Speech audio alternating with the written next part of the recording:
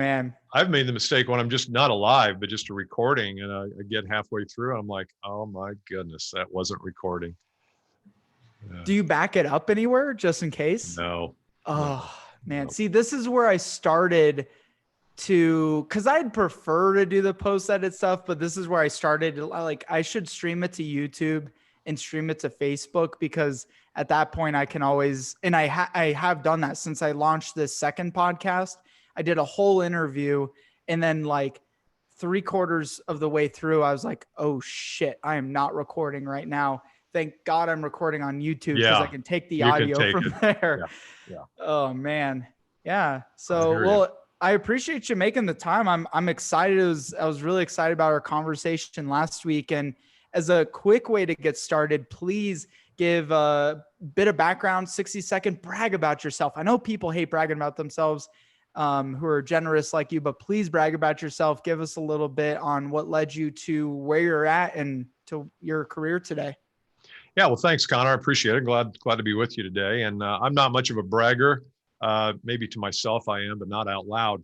But I've been in this training and coaching game for about 30 years, and I got into it. That's probably the biggest thing, is I got into it because I sucked as a salesperson. I was terrible. I was self-conscious. I was fearful. I had anxiety attacks. I mean, I just wasn't good at it. And as I look back, I wasn't good at it because I never got any coaching or training or mentoring. I got a lot of product knowledge training. I was selling Caterpillar tractors of all things at that time, as a 25-year-old, but I didn't grow up in the construction business. So I didn't know what these guys were dealing with. I didn't understand the problems they were facing. And so I was in there pitching features and benefits, and I was awful at it. And so about 5-6 years in, I thought, you know what, I got to get out of this job. I thought it was a job. Actually, it was me. But so I changed jobs a couple of times, and the same thing happened. I was just very middle of the road. I wasn't awful, but I wasn't great. And I was always in the middle of the stack rank. So at some point in my life, I think I was having one of those bedside conversations with myself, said, you know what, if you're going to do this game of selling, and you're going to make a living at this, you'd better figure it out. You'd better get some help. And so that was back in the 90s. And I started listening to, there was no podcast then, there was no YouTube. There was just cassette tapes. You probably don't remember that. You're young enough. But I started to consume everything I could. And I knew that some things were very distasteful for me. Some of the traditional sales training was just awful. I couldn't get behind it. And sometimes somebody would say something and like, wow, if I could learn how to do that. And so I started to assemble some of my notes from all this listening and consumption. And I finally kind of figured it out. And I actually got into the training business. I bought a license for a sales training company back in the 90s. And I did that for a couple of years, but I didn't like their methods. But I picked up enough that I could kind of congeal and assemble a systematic way to get your mind right and then go to the market. And so far I've been successful. We've had a good run. I have a lot of pretty good sized clients. I've got a lot of small clients too. So I'm not a big believer that to niche down until you're only working with $10 billion companies in the SaaS world. I like the variety of having an architectural firm and a contractor and a SaaS company, because I think I learn from everybody, and then they can eventually benefit from some of that knowledge. So been doing this for 30 years. I have a podcast of my own, the Advanced Selling Podcast. Also, I've got the Bill Caskey podcast, where we dive a little bit deeper into some of the subject matters that I think are important for sales teams today. Beautiful. What's the difference between the two podcasts? The Advanced Selling Podcast is Brian Neal and I do that one, and it's kind of entertaining, maybe not as much as we think it is, but we have some fun with it. It's a kind of a casual look at some of the problems. The Bill Caskey podcast, I go a lot deeper into some of the psychology and the kind of the mindset stuff around selling and achievement. And so that's my baby. I love doing it because it allows me to kind of work through some concepts. Some concepts are awful. And after I do a podcast, I say, well, I'll never touch that one again. Some, I get a lot of response saying, you got to do more on that. So it's kind of my little testing ground. I think so many get that distaste for salespeople and learning to be in sales because maybe they had that experience in the beginning. They start listening to sales books, tapes, YouTube videos nowadays, podcasts, and they hear stuff that they don't like, and then they throw it all out altogether. But in reality, you and I both know, in the best of the best in any industry, no matter your role, is sales, is learning sales. And so first, I'm curious to hear from you. What were some of the practices that you kind of threw out in the beginning and you feel like didn't work then and maybe don't work today in being successful at sales? Yeah, I never liked the whole game of manipulation and coercion. And I know that nobody believes they uh, try to manipulate people and coerce people into buying, but I think a lot of the selling systems that we've learned over the years kind of have that as its foundational element. And it's basically, what do I need to say to raise my odds that the person will buy from me? That's really at the heart of most selling methodologies. And even the people who create them will say, oh, no, not this one, not mine. But it kind of is when you look at all of them, from Miller Hyman to Sandler to Zero, it's professional selling skill. There's thousands of them, and they all kind of have that center point, that touch point of, what do I need to say or do to sell something? And I'm just not sure that's a good starting point. I think that's what gets salespeople in trouble. And it's why people leave the profession, because it's not us. It's that whole game. And, sometimes I ask non-salespeople like architects, accountants, lawyers, what do you not like about sales? And they'll tell me, and then I'll say, okay, let's role play. How would you approach a prospect? And they role play with the exact thing they hate. And I always feel like, how do we create an environment where the customer wants to buy from us because they see us as an advisor and a resource, and they see our solution as something they can't live without? Let's work on that. And then we don't have to sell in the traditional sense of the word of coercing and persuading and convincing. I'm not saying that doesn't ever show up, but I think that causes resistance, and we can get into that a little bit later. We absolutely should. I remember so much so, and I'm grateful enough that at a younger age, I mean, when I was in college, I did door-to-door sales for, 2.5 years. And I so distinctly remember going to someone's doorstep and like almost being loud and like, hey, I'm da da da, and like, in kind of like that perspective of what it's like to be a salesperson, because you think that's what it's supposed to be in that scenario. And I was god awful at it and really struggling and really frustrated. And then I got to the point where I just started having conversations and like actually talking to people and like actually listening and asking questions. And the turnaround was amazing. And so I'm curious, from your perspective, how are you able to take some of these, even, guys in their 40s and their 30s and their 20s, and even maybe they've even been in sales for 10 years and they still haven't caught on to that? What are the methods? What are the practices? What are the habits that you would recommend to get better at sales? It's a good question. I think the first one is that nobody likes to do it the way I'm going to say nobody, very few like to do it the way they're doing it. And so a lot of times salespeople will get to this level. Like, let's just use the $100,000 level. I know that people who listen will say, oh, I passed that 20 years ago, but let's just use it because it's easy to multiply. You get to a certain level, and you got there by doing a certain thing, a certain set of actions, a certain tone and tenor that you have. Like you talked about, you found out what worked and what didn't work, and you embrace those things that seem to work. You get to a certain level, and then a guy like me comes along, or a coach of any kind, and says, okay, what's the next level? Well, the next level, let's just say, is $200,000. I want to double my income in the next, 6 months, 3 months, 2 weeks, 2 years. And I always say that what got you to the 100,000 is probably not going to get you to the 200,000. To double your income is not about doubling your productivity. It's not, you can't find another 100 hours or 60 hours a week to work. And so I say, well, if you're going to get to 200 and then to 500 and then to whatever those numbers are, you're going to have to find a different thinking, a different thought form, a different way to approach things. Minding and grinding and networking and cold calling doesn't get you to ever higher levels. And what I think we all need to learn in sales is a little dose of marketing. We need to understand how marketing works and how you take somebody who doesn't think that they need what you have and walk them down some type of a process to help them either decide, no, I don't need what you have, or, you know what, I never thought about it that way. I think I might be interested. And that's the art of selling today, is the guide, is being a guide on that journey. And I think if you're a coercive guide, it doesn't work nearly as well as if you're a trusted advisor guide that kind of walks alongside them and help them in an unbiased way decide if you're the right solution for them.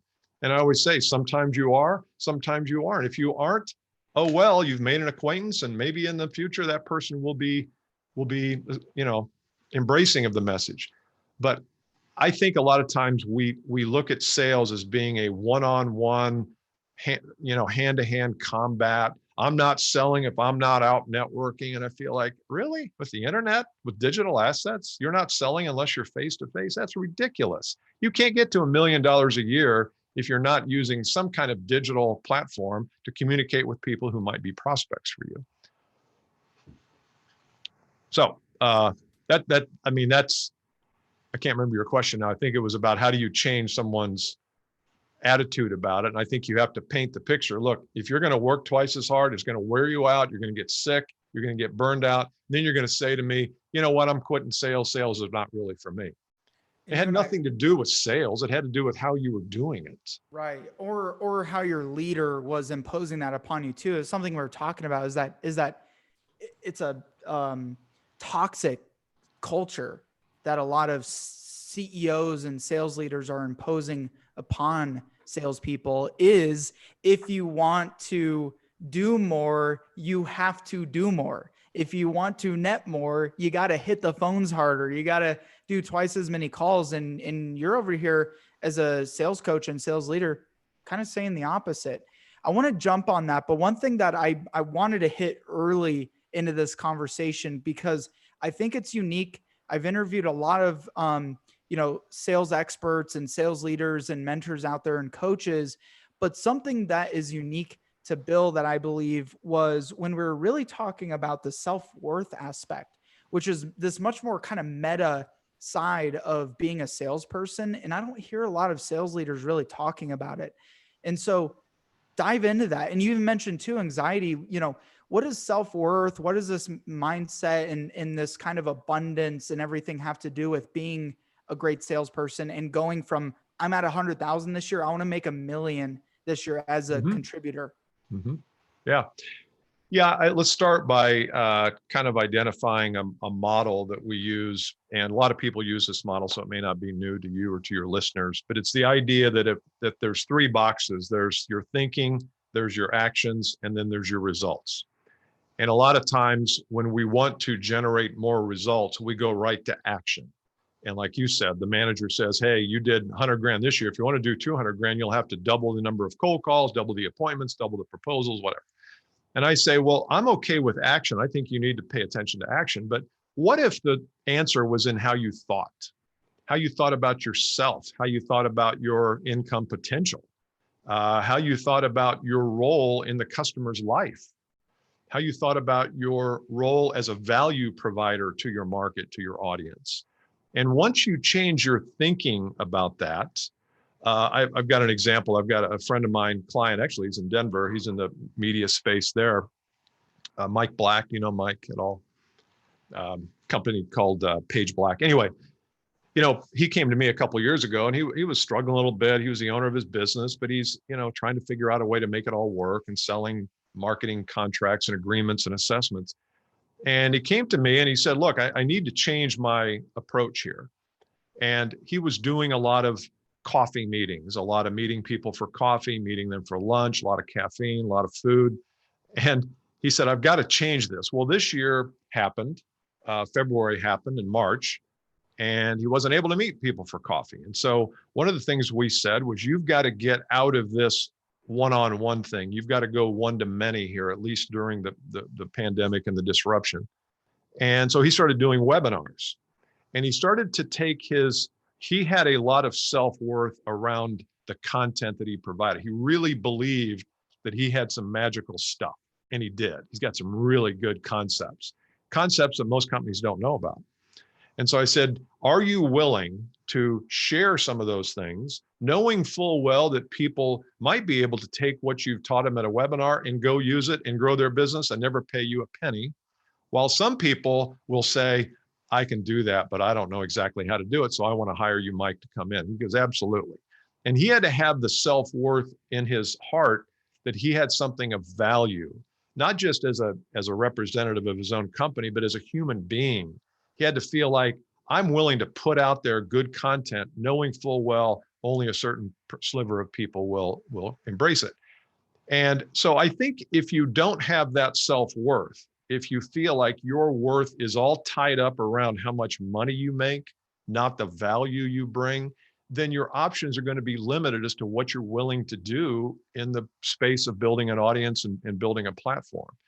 And Mike happens to have a really strong self-worth. He was struggling a little bit in the strategy to execute it, but you self-worth is just one of those things. You're right, Connor. Nobody talks about it. It's at the heart of all of our success, and it's at the heart of all of our limitations. And it's that belief in self. And that's just what I refer to as self-worth. And once you get that right, new worlds open up to you, because what was impossible before that now becomes possible, not in an arrogant look at me sort of way, but just in a confidence, serenity. You look at something and say, well, I can do that. I mean, that company there, they're big, but they're not too big for me. I've helped other companies. I'm worth that. And that's where I think self-worth enters into the sales process, and achievement is you got to take a good hard look at that. And most people aren't willing to do that because they don't know where to go to do it. But you come to me and I'll do it. And you may not like what you hear, but at least you'll know, at least there'll be progress along the path. It's a hard journey, but you have, if you're selling anything, selling yourself for a job, for a role, that belief in yourself, selling yourself to a love interest, even. I mean, it like self-worth is really important. I think even in today's world, as sellers, they see their colleagues on Instagram driving Lambos and Ferraris, and on Facebook and on LinkedIn killing it, and they're getting all this engagement and stuff. And then it kind of brings their self-worth down. How do you feel people should navigate that in the noisy, social world that we live in now? It's all fake. It's all fake news. It's all fake. It's all fake branding. Not all, of course, but social media has been a godsend for some of us who have a message to get out, and we use social to get it out. But if you start consuming too much of it, you start to look at other people as more than or less than. And that's a recipe for disaster, because now you spend your whole life comparing and all that. And so I think the question there is, you got to get inside, you got to do some navel gazing a little bit and get inside your own brain and say, how can I bring value to the most number of people for the most amount of money? I want you to charge, I want you to make a lot of money, but I always feel like the value you deliver is what dictates your income. It's not just if Grant Cardone makes a lot of money, Bill Caskey shows up and says, well, Grant Cardone's making that. Well, how in the hell do I get in on some of that action? No, I'm not Grant. Like Seth Godin says, the world only needs one Grant Cardone. The world only needs one Bill Caskey. The question is, how can you make the best of the world that the deck of cards, the hand that we've been dealt, and do it from your own ethos and from your own value, your own wisdom, your own uniqueness. And if you can do that, then you don't need to compare yourself to anybody, because in a way, comparing to somebody really limits you, doesn't it? I mean, I can't do why would I go do what Grant Cardone does? He's really good at what he does. He's not as good at things that I'm probably good at. And so that uniqueness, I think, is really important to establish up front. We do that for all of our clients. What is it? We underestimate our uniqueness. We do. So much so. We think we're just like everybody else in a lot of ways. And it can seem like it too. Bo Eason. I don't know if you know who Bo Eason is. He's a guy, he was in the NFL for a while. He's done some work on personal story. And he has a saying, I'll butcher it a little bit, but he said, there's 7 billion people on this planet, or however many there are, but no one has had your experience. No one. So you have to say, well, okay, so I am unique. Now, how do I declare that without becoming arrogant? But I think a lot of times we look at our products for uniqueness.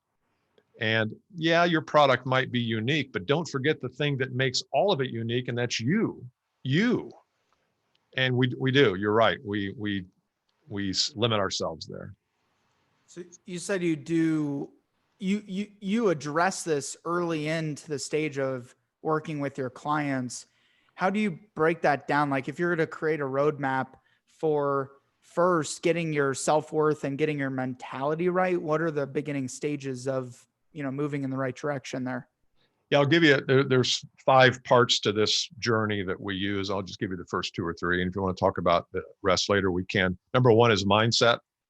And that's the inner stuff. It's, as I say, it's all the stuff in here, how we think about ourselves, our experiences, our story, what value we bring. A lot of people think that's messaging, but that's really mindset first, is what value do you as a human being bring to your audience? And so mindset is really the first place we begin. And mindset kind of covers, it's like an underpinning of everything we do. Everything we do is about self-worth, mindset. And once you get that right, you will still keep coming back to it. You'll go to the next phase, which is messaging. What is your message? Okay, you got this.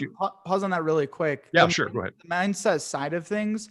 What are the habits for this? Is it journaling? Is it writing down affirmations? Is it meditation? What are the practices? Because just saying it is one thing, but how would someone go about actually implementing it? Well, one of the steps is to know how to think. And I don't know that we've really ever been taught how to think. We have kind of arrived at a conclusion of how to think. And for one example of that is a lot of salespeople come to me and I say, what's your thinking about prospecting? If I get in front of them, I can sell them. And that's limited thinking because you don't know that. Your closing rate's 15%. So that's really not true. That's a lie you're telling yourself. And B, if you can only sell them when you get in front of them, how do you get more leads or more discussions is not a part of that equation. That's going to limit your income too. So I think the thought model, how you think determines how you act. I think the question is, what am I thinking? Here's one. I think we need to be thinking in abundance. We need to be thinking that our market is abundant. And it's abundant because there's an abundance of pain for what we do. And if you don't believe there's an abundance of pain for what you do, then you've got to dig deeper. You got to find it because it's probably there. And the other one is detachment. I feel like that's one of the biggest hurdles facing people is we get so attached to looking the right way, to saying the right things, to getting the right deal, to approval from our boss or our spouse or ourselves even. And so detachment is that unique tool that allows us to detach from all of our outcomes. It's okay if you don't get the business, oh well. And what that does is it frees you. Detachment is a key to unlock freedom. And when you're free, then you will take different actions. You'll show up differently. I always tell, one of my best strategies is I coach my people to right up front, tell the prospect, look, I know I've helped a lot of people. I have no idea if I can do the same for you. I really don't. And not as a sales move, but as truth. Yeah. Because until I know what you're up against, what's the price, what's it entail and all this good stuff. It's like, well, I don't know if I can help you. I may not be able to. Yeah. And mean it. Yeah. Absolutely. And so that whole detachment thing, when it comes to the words you use, are things like, you know what, I don't know. I don't know. Those 3 words are the most powerful words you can use up front. And you would think I'm committing some kind of child abuse when I suggest they use the words I don't know, because it's so antithetical, it's so counterintuitive to the way we've all been taught to sell, which is we know we can help you. We've got all this, and we got pots and pans and it's like, wait a minute, they don't know whether you can help them. So why are you so damn sure? Because they don't know. Why don't you meet them where they are, which is, I don't know, I'm skeptical. Why don't you not know and be skeptical? At least you're meeting the prospect where they are in this whole journey. And what we do a lot of times is we know we can help them, so we yank them along the journey. We pull them through the process. I'm like, that's terrible. Because then you get to the end and they say, you know what? Thanks anyway, but no thanks. I think we'll just stay with what we're doing. And you've wasted all that time. And that detachment component too is, I think, so important, because you find the most successful, the highest producers, it comes across like they don't care. They care deeply about what they're doing, but the opposition of that is attachment, and attachment is suffering, whereas detachment is Yes. freedom.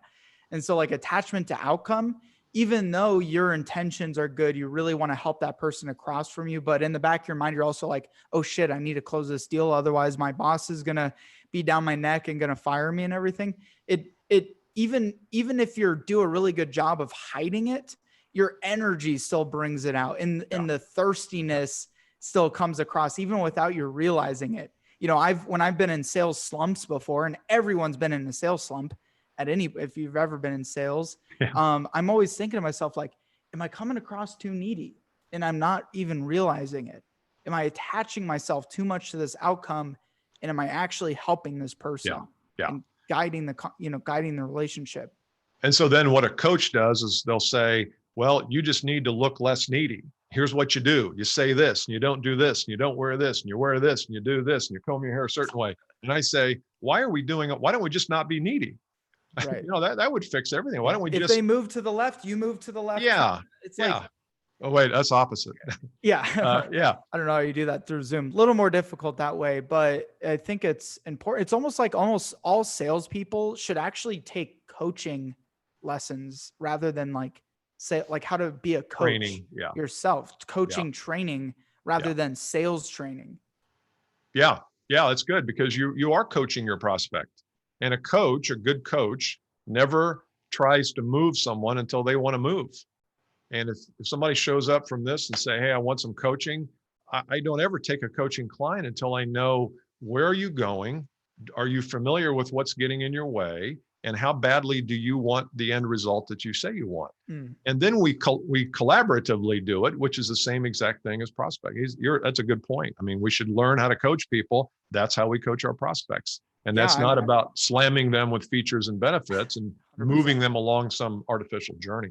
Well, I'm reflecting on it, just thinking about the conversation too, it's like a formal sales process is good, but then you turn into a machine and try to bring people through that. Like what's his name? Wolf of Wall Street guy.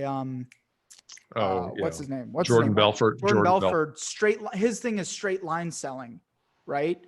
And maybe at some point in time that worked, but now in today's world where there's all the information out there, there is no straight line. And so I'm almost thinking straight line has changed. It's changed, but what is it now?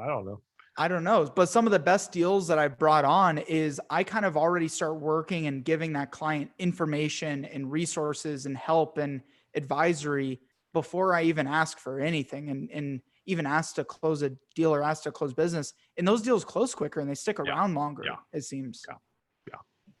You're exactly right, Connor. It's different now, which we can maybe get into, but it's a lot different, and we all know it's different, but we're not sure how to navigate the differences. And you've heard about the free line. The free line used to be, you could give somebody a 1-page report and get their email for it. Yeah. People aren't going to give you their email for a 1-page whatever.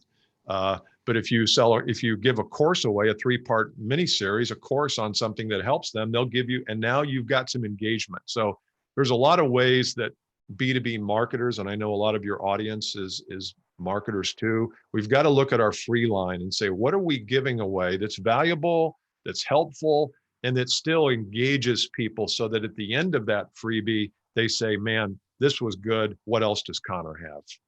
Absolutely.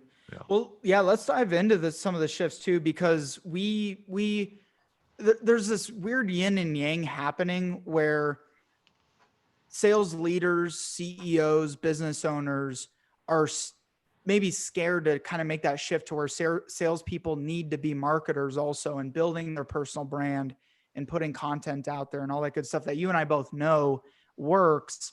But they think that hammering in on the phones, and if a salesperson records a video and posts it on LinkedIn, that's like teaching somebody something, it's a waste of time. Mm-hmm.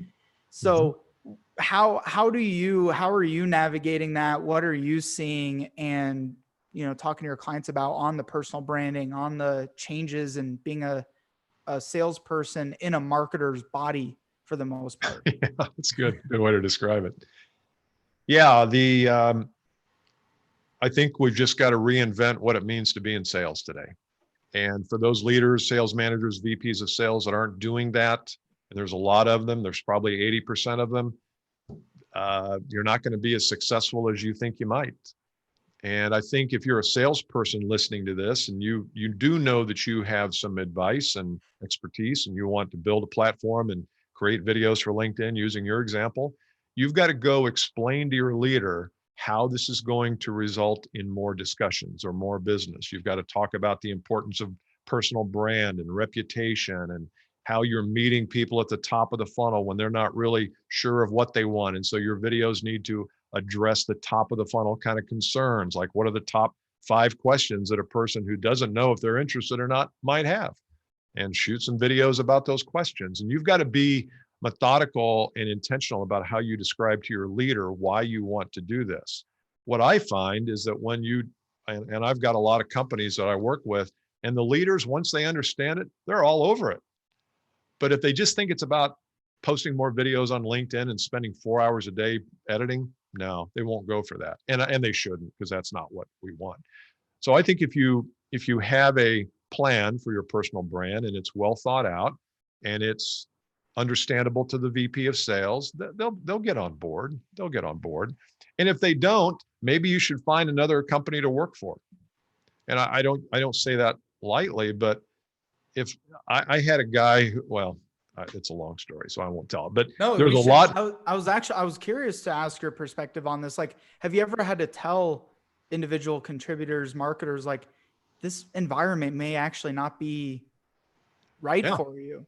yeah, yeah, I have. And the story is I had a guy, CEO of a company, and this was a couple of years ago. And I said, look, it was a very complex sale and they were having trouble getting in front of people. And I said, your people, we need to assemble a content plan to help them write some articles. What are the top 5 questions people have at the beginning of the process? And he fired me. He says, I don't want my people writing articles. I want them making cold calls. And he didn't really fight. It wasn't like you're fired. It was more just, I don't like that. And I said, well, I'm not going to be able to help you. And so we both agreed that it wasn't a good fit. And they went out of business, probably not because of that, although maybe it was, maybe secretly. I hope now that's not true. But they went out of business because they weren't able to generate leads and discussion because they were using the antiquated method of cold calling, trying to get someone who wasn't interested in their product, interested in their product. And if you're good at that, man, you might be able to do that. But I think that's only the 5 to 10% among us who can really make that work. Most people can't.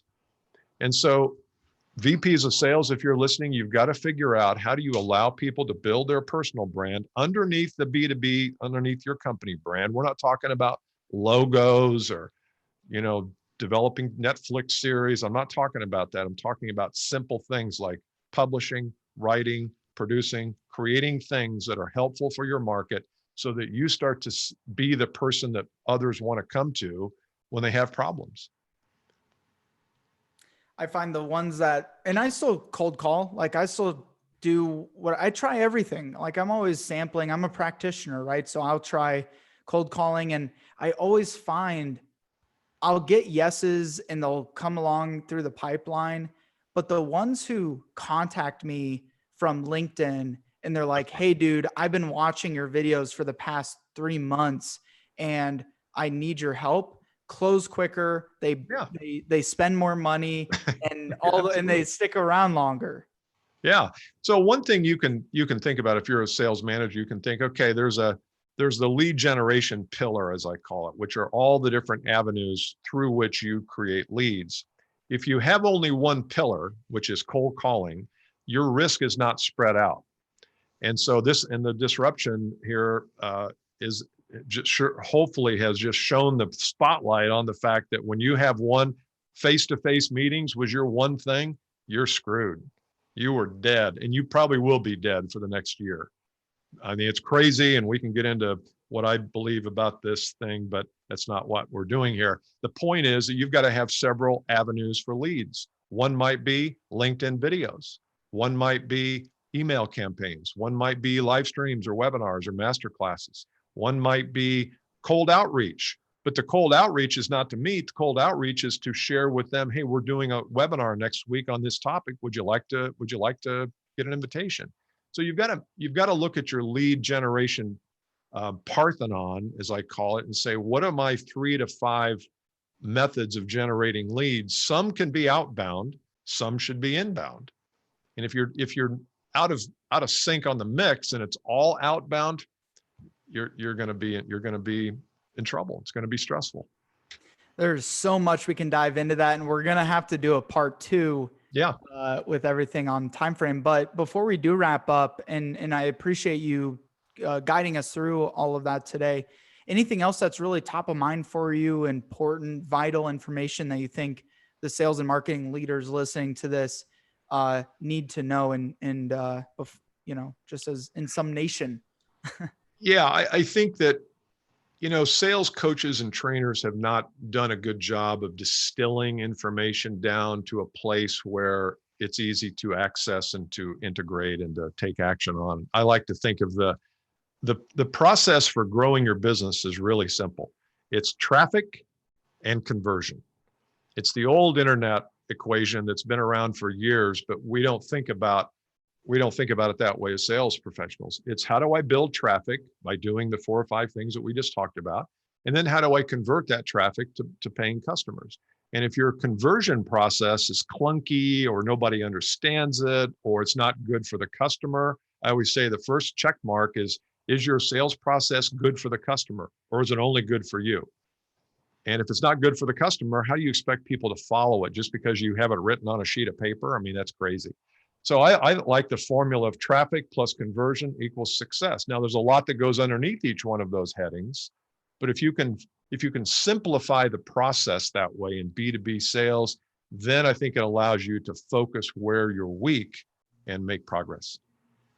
In closing, speaking of closing, you have an event coming up on closing. You want to talk about that real quick? Yeah, I do. I've noticed that one of the biggest challenges in B2B sales is closing percentage. And most of it is down in the teens, as best I can tell from the stats. And we're doing a live stream webinar series in August. If you want to be a part of it, it's complimentary. It's about a 1-hour program. Go to billcaskey.com. And front and center, you'll see a way to sign up for that. But I'm doing 3 of them in August at different times and days. So I think the schedule will allow you. But it's going to be 1 hour of some of the things we've talked about, and some other things on how can you really change your outcomes in sales. And I think there's ways you can do it that's not about reinventing your entire persona. It's about just shoring up some of the weak areas. Beautiful. And how else can people find you, follow you, get into contact with you? Yeah, billcaskey.com, LinkedIn, all my connections are there on my social media platforms. I shoot a lot of video on LinkedIn, probably not as much as I should, but I'm do it 2 or 3 times a week there. So go to billcaskey.com. You can learn some videos and learn more about what we do, how we do it. Beautiful. Appreciate it. Thanks, Connor. I appreciate it, man. You're a good man. Good question. Thank you. You as well, my friend. Appreciate it. We'll have to do it again. Those of you listening, make sure go subscribe, leave a review. 5 stars is preferred. We love you for that. And we'll see you